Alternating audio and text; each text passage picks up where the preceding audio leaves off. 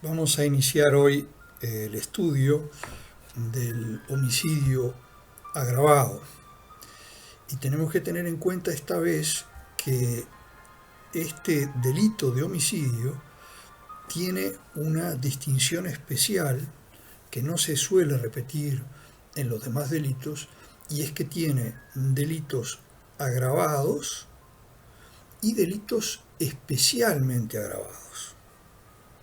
Lógicamente, esto hace referencia a una mayor gravedad de las conductas. Vamos, por lo tanto, a empezar a estudiar las agravantes que trae el artículo 311 del Código Penal. El artículo 310 bis fue derogado y fue cambiado al 312 numeral final, y lo veremos después. Pero eso está en el ámbito de los muy especialmente agravados, y estos que vamos a ver ahora son homicidios agravados. Son agravantes especiales del delito de homicidio. ¿Por qué? Porque ya sabemos que las agravantes comunes, que se aplican a todos los delitos, están previstas en el artículo 47, de la misma manera que las atenuantes genéricas están previstas en el artículo 46. Aquí, en cambio, vamos a ver a los homicidios especialmente agravados previstos en el artículo 311, que dice, de manera muy sencilla, el hecho previsto en el artículo anterior, o sea, el delito de homicidio, antes era a un homicidio especialmente agravado, que ahora no existe más, el 310 bis, ¿verdad? No existe más. O sea que este remite al 310, será castigado con 10 a 24 años de penitenciaría, y enumera los distintos casos en los que aparecen esas agravantes. En el inciso primero tenemos lo que se suele llamar parenticidio, que tiene algunas distinciones en función de cuál es el pariente al que se mata, o qué pariente es el que mata.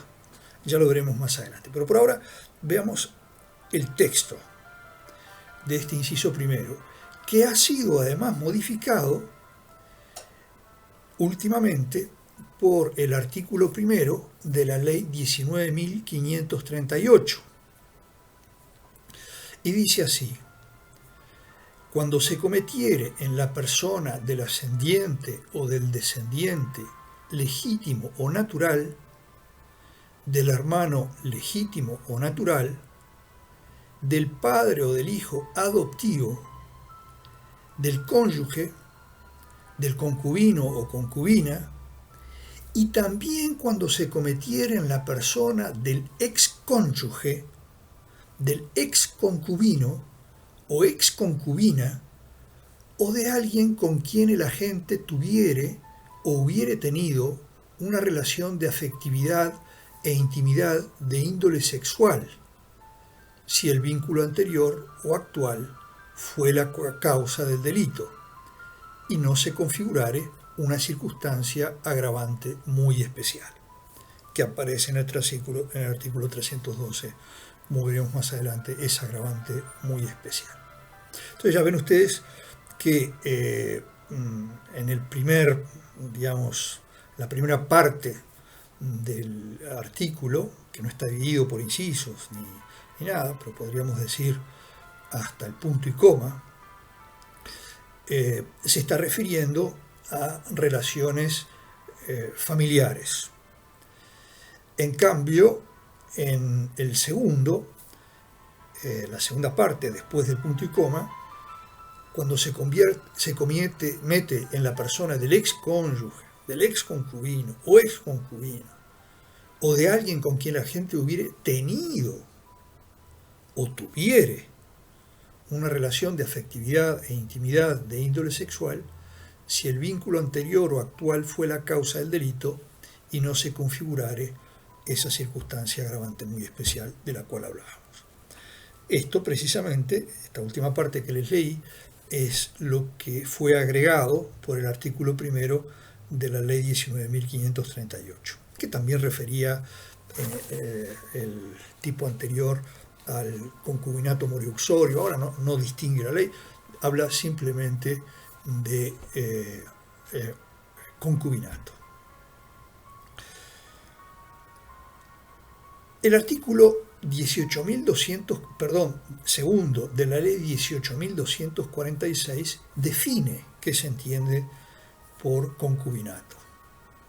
Y dice así: a los efectos de esta ley se considera unión concubinaria a la situación de hecho derivada de la comunidad de vida de dos personas, cualquiera sea su sexo, identidad, orientación u opción sexual, que mantienen una relación afectiva de índole sexual de carácter exclusiva, singular, estable y permanente, sin estar unidas por matrimonio entre sí, y que no resulta alcanzada por los impedimentos dirimentes establecidos en los en los numerales primero, segundo, cuarto y quinto del artículo 91 del Código Civil. Así que ven que lo característico de la unión concubinaria es comunidad de vida de dos personas. No estamos hablando de dos o tres, no, estamos hablando de dos personas que suponen una relación afectiva de índole sexual, de carácter exclusiva, singular, estable y permanente, sin estar unidas por matrimonio entre sí. Así que esas tres cosas: comunidad de vida de dos personas, relación afectiva de índole sexual y sin estar unidas por matrimonio entre sí. Cada una de ellas con su calificación tal cual surge del artículo que les recomiendo leer con detenimiento. En fin, uno podría decir si no estaba ya incluido dentro del concepto de concubino a los efectos de tomar en cuenta la modificación que hizo esta ley 19.538. Pero bueno, está allí y vamos a ver cómo lo podemos estudiar o aclarar. Entonces, la primera parte del artículo, lo que vendría a ser de la redacción anterior, establece relaciones que podríamos decir más convencionales para la época en el Código Penal del 34. Parricidio propio es la muerte intencional del hijo contra el padre o contra el abuelo. Parricidio impropio es el homicidio que comete un padre, que también se llama filicidio, o un abuelo contra un hijo o un nieto, respectivamente. Conyugicidio, cuando el marido mata a la esposa o viceversa. Uxoricidio, cuando un concubino da muerte intencionalmente a su pareja, concubino o concubina. El matricidio, que es muerte de la madre. El fratricidio, que es muerte de la hermana o del hermano. Y el filicidio, que como lo decía, es una de las formas de parricidio impropio y que consiste en la muerte del hijo, un padre contra el hijo. El homicidio sobre otras personas de otras categorías como amigos íntimos, relaciones de parentesco por afinidad o incluso de sangre, pero fuera de los alcanzados por esta norma que acabamos de leer, ejemplo, tíos, primos, etc., se resolverán según el caso, conforme a los principios generales, debiendo tratarse como homicidios simples. Obviamente pueden ser de aplicación las agravantes genéricas del abuso de confianza o de las relaciones domésticas, según corresponda. Bien, es lógico, ¿no? Puede ser que yo deje entrar a un primo a mi casa por confianza y resulta que después terminó matando al primo. En fin, Entonces no está previsto exactamente en este artículo 311, inciso primario, el parenticidio, pero sí está previsto en la forma del homicidio simple, agravado por esa agravante del artículo 46, que puede ser el abuso de confianza, relaciones domésticas, etc. Perdón, 47 las agravantes. La figura que estamos estudiando del 311 se califica fundamentalmente en atención al sujeto pasivo y alcanza a toda la línea recta ascendente y descendente, de naturaleza legal o natural, a los cónyuges, a los concubinos, a los hermanos legítimos o naturales, a los padres e hijos adoptivos, y la calidad de la víctima puede hacer variar la imputación, como en los casos en que se trate del homicidio del presidente de la República, artículo 140 del Código Penal, sobre todo si se hace además con fines políticos. Yo soy el hijo del presidente de la República, lo mato, ¿por qué? Porque estoy de acuerdo con otro partido en que hay que deshacerse del padre, en fin, del presidente. ¿Es computable esta agravante específica con el dolo eventual? ¿Ustedes qué piensan? ¿El dolo eventual admite aplicación de agravantes? La verdad es que esto es discutible. El caso de Bayardo, por ejemplo, le entiende que sí, que no se aplican a los delitos cometidos a dolo eventual. Ahora, ¿por qué no? Y bueno, la explicación que da es que porque no quedaría incluido dentro de la intención inicial del sujeto. Que más bien, en definitiva, el sujeto no está queriendo el resultado en el dolo eventual. Pero, igualmente, de alguna manera, indirectamente o en un segundo plano, lo está queriendo, ¿no? El famoso ejemplo del cazador, ¿verdad? Lo hemos hablado tantas veces. Si ve que se está moviendo las ramas allí y piensa que es un chancho salvaje, pero que también puede ser su amigo, y dispara porque piensa que puede cazar al chancho salvaje, pues después se da cuenta de que mató a su amigo y ahí está. Pero él había actuado, como dice Bayardo también, como un egoísta indiferente. Entonces, ahí merece esa sanción, no por ser dolo directo, pero sí por ser dolo eventual. El inciso segundo establece otra agravante, que es la premeditación, que desplaza a la agravante genérica del artículo 47, inciso quinto del Código Penal, de acuerdo a la cápite de este, y por principio de especialidad.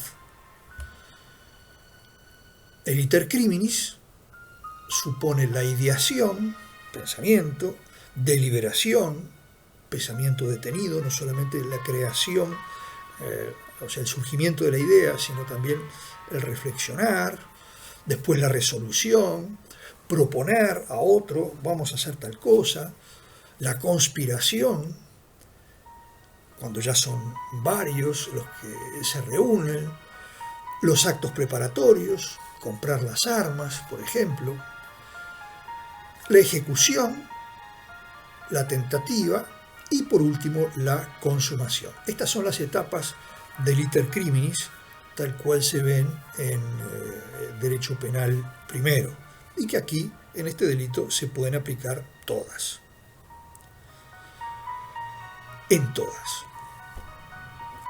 Dolo, por lo tanto, podría ser en este caso de ímpetu, cuando el sujeto activo le surge la resolución inmediatamente de la ejecución del designio criminal. Por ejemplo, podría ser, bueno, yo veo que alguien está pegando o destrozando una parte de un mueble y le pego un golpe en la cabeza con una piedra y lo mato de inmediato. ¿Por qué? Porque fue una reacción además inmediata. Por eso se llama dolo de ímpetu.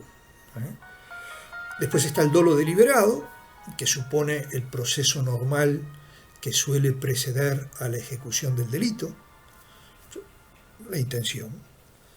Y después está el dolo premeditado, en el cual el agente agrega algo más a ese dolo deliberado del cual hablábamos antes y que era la intención, que es ese pensar, es un proceso deliberativo desarrollado.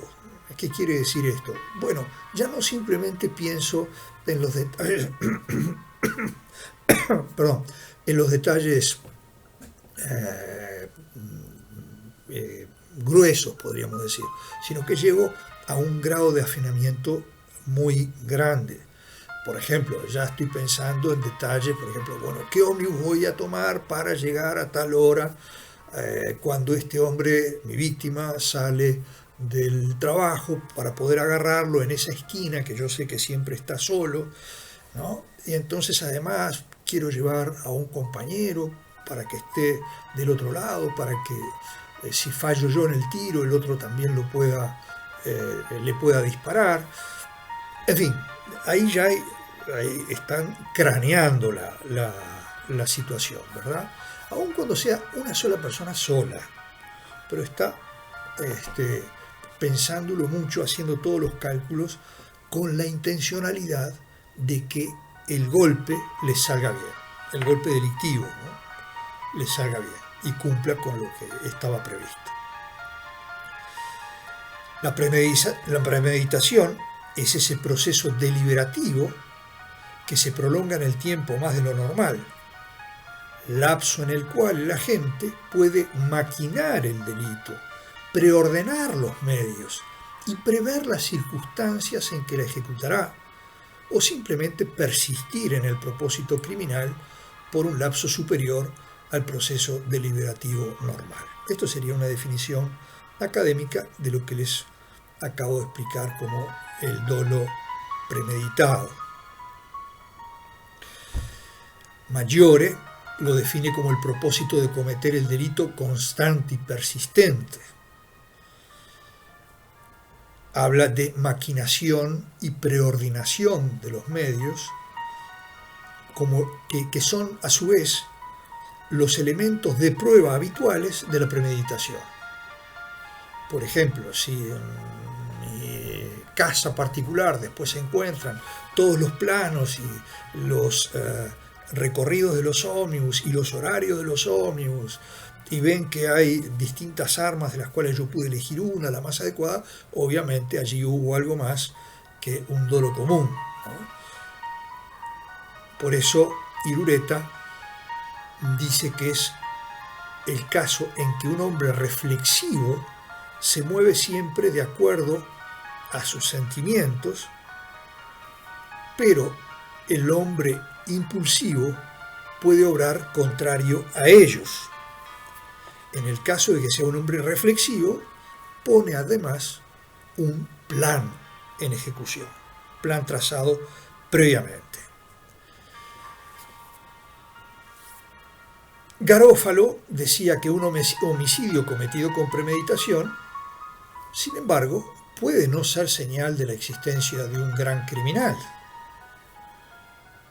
Por ejemplo, un anciano que mata al asesino de su nieto predilecto. Bueno, en fin, podemos estar de acuerdo o no, pero efectivamente hay situaciones diferentes.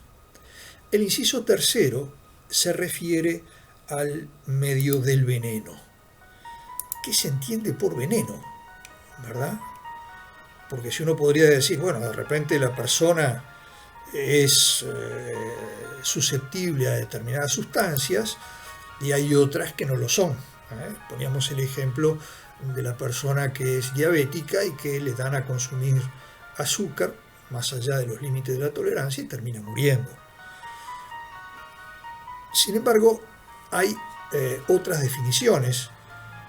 Yo prefiero, por ejemplo, la de Langón, que dice que veneno es toda sustancia tóxica, de cualquier naturaleza que sea, sólida, líquida, gaseosa, que eso sí, introducida en el organismo humano, ojo, puede ser por cualquier vía, puede ser una inyección, puede ser por medio de intubación. Cuando una persona está internada y está recibiendo la alimentación o la hidratación por medio de un tubo. Pero debe ser introducido en el organismo de manera tal de que sea apta para matar o eventualmente lesionar, porque también podemos tener lesiones por medio. Pero acá estamos hablando de homicidio, apta para matar. Bayardo, por su parte, define al veneno como toda sustancia que introducida de cualquier manera en el organismo humano altera la salud o destruye la vida a mérito de su calidad o cantidad, operando en aquel por efectos químicos o mecánicos. Ya ven ustedes que esto puede ser, vamos a prender un poco la luz, esto puede ser hoy en día consecuencia de nuevos procedimientos que pueden ser considerados venenosos, ¿no? Incluso a veces hasta sin apariencia de veneno, ¿no? Como por ejemplo la persona que le da la pastilla que toma todos los días, pero resulta que tiene efectivamente la apariencia de la pastilla de todos los días, pero resulta que adentro le colocó un veneno. Y la persona se lo toma, porque son estas cápsulas, ¿verdad? Se mete una parte dentro de la otra, y la persona se lo toma y al cabo del tiempo muere.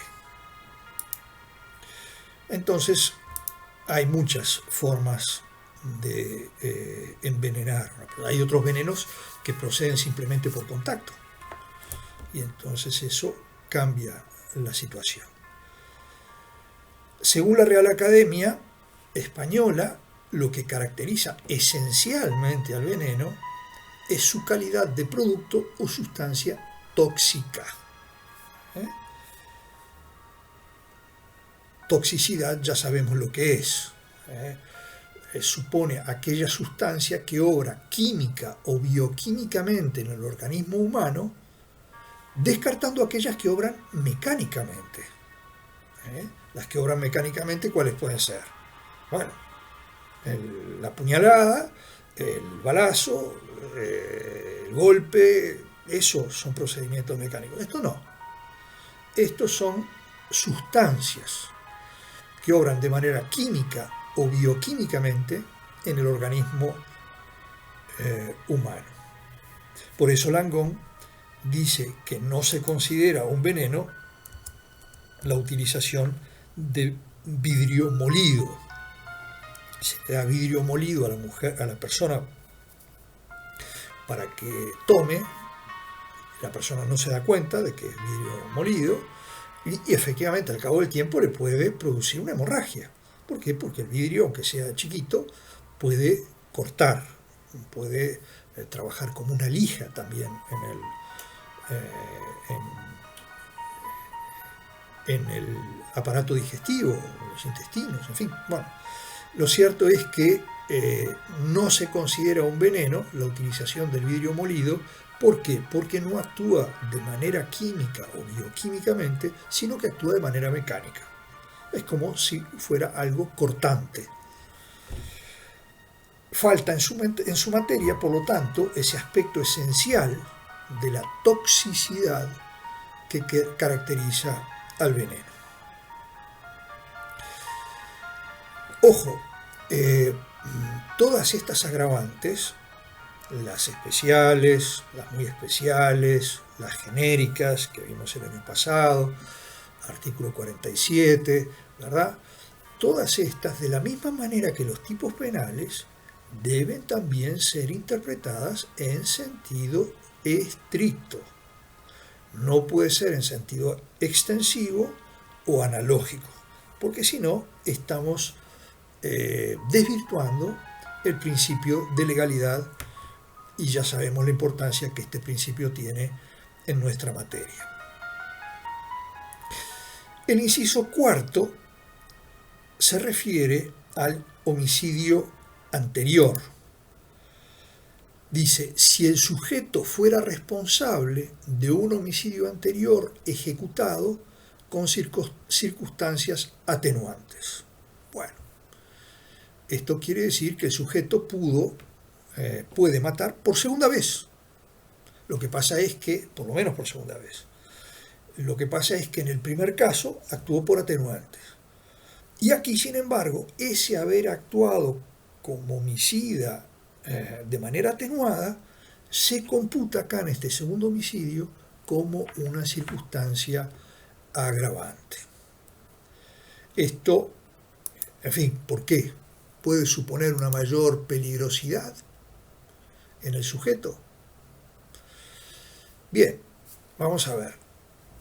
Esta expresión dice si el sujeto fuera responsable, ¿no?, de un homicidio anterior. ¿Qué quiere decir responsable? Bueno, pueden ser reiterantes, pueden ser reincidentes.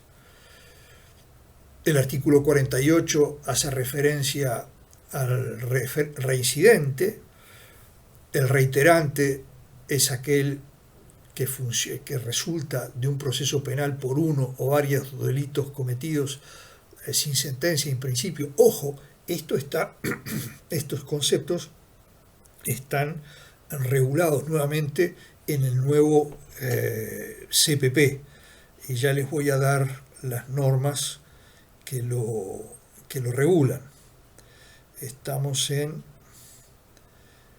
agravantes y estamos expresamente en la agravante de la reincidencia o la habitualidad. Entonces ya les busco dónde está habitualidad, habitual, que ya en el código nuevo del proceso penal la palabra habitualidad ni existe, pero en cambio el tema de reincidencia aparece en los artículos 301 ter y 224.2 y 227.2, cuando hacen referencia a la prisión preventiva, y en el otro caso, en el primero que les citaba, a la libertad anticipada. Libertad anticipada que, en función de lo previsto en ese artículo 301 ter, aparece como una excepción a la libertad anticipada. Mecanismos que iremos viendo, como ya les digo, a lo largo del curso, y sobre todo al final cuando repasemos el nuevo código del proceso penal. Muy bien, entonces no es necesario, decía por lo menos la mayoría de la doctrina, no es necesario que exista sentencia pasada en autoridad de cosa juzgada por el homicidio anterior. Esto podría discreparse, puede decir, bueno, no, si es responsable, debe necesariamente tener esa categoría de responsable. Y la responsabilidad solo se demuestra con una sentencia ejecutoriada. De modo que el intérprete no puede sustituirse al legislador e inferir una declaración por sentencia frente al silencio de la ley. El mandato de la ley es claro, y lo que busca es que por ninguna razón la persona que haya cometido un delito de este tipo alguna vez pueda volver a cometerlo, sin ver por ello agravada su conducta otro homicidio en el futuro.